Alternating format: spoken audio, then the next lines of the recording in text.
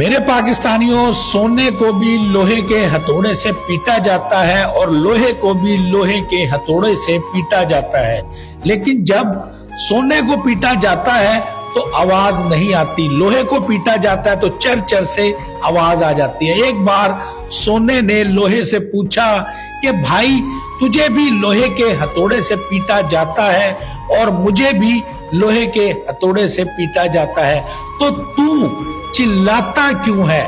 तो लोहे ने बड़ा ही जबरदस्त और शानदार जवाब दिया था।